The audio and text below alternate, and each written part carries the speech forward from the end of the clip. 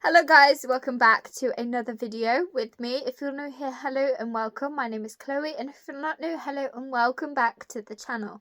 Today I'm going to be reviewing Unforgiven, a fallen novel by Lauren Kate. So, first of all, this is a library book. Second of all, this is part of my A to Z reading challenge that I aim to complete by the end of 2025. I do not want to carry this on into 2026, as I intend on doing more reading challenges and more other things, and I think that me having the A to Z reading challenge into 2026 is just too much to be able to keep track of and handle. So I've been doing the A to Z reading challenge, and I started at the beginning of the year, and I think it's time to finally wrap up. So I have, not including this one, I have 9 books left. So I only have 2 months. Not even that. I have less than a month to get 9 books done. Which I can do. I'm going to hit it. And I'm going to try and read as many books as I can with the letters that I haven't already read. I'll move on to that in a minute about what my next book is that I'm reading. But You is one that I had difficulty finding, so I went to the library. So this book is called Unforgiven. The author is Lauren Kate. I'm unfamiliar with her work. However, I do have one of her books from the Fallen series. It's called Fallen in Love. I haven't read it all the way through. I think I've read like the first chapter or so. But I didn't really click with it, so I just left it. But I read this one all the way through. It has 357 pages. It's a fantasy romance. I did start it on the 27th of October and I finished it on the 4th of November. And the year that this book was published was 2015. So viewer discretion or reader discretion is advised, or trigger warnings. This book does feature mentions of suicide. I don't think it doesn't have somebody going through with the suicide, but it does mention suicide within it, so it does have themes of that. So if that is triggering for you, you can read it. You're just best off skipping it, or just don't read it. It's up to you, whatever you're more comfortable with. But I'm just telling you in case that is something that triggers you. So I thought that this book was unique. The storyline was good. I enjoyed the character development and how the guy here, so this guy is called Cam, and the main girl is called Lilith. It's all angels, demons, all of that kind of underworld type stuff. And I did like the character development. Like, this is it's our guy Cam, and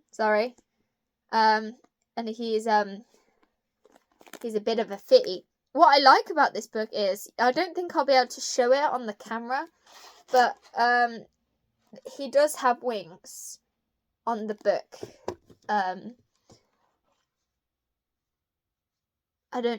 You can't really see it.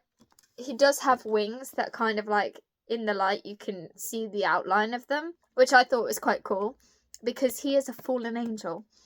And what he intends on doing is saving his love from damnation, which he didn't know that she was damned.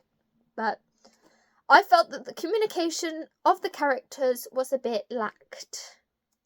I thought that Lilith didn't really allow Cam to really talk and explain himself, and vice versa, like Cam didn't explain or open up to Lilith like he should have, and that caused a lot of the problems in the book. To me, this may be part of this series, but to me, there were other books. I think you could read this book as a standalone, and I think you could probably read the other book standalone, but I think the characters feature in the other books. That's probably why it's in a series.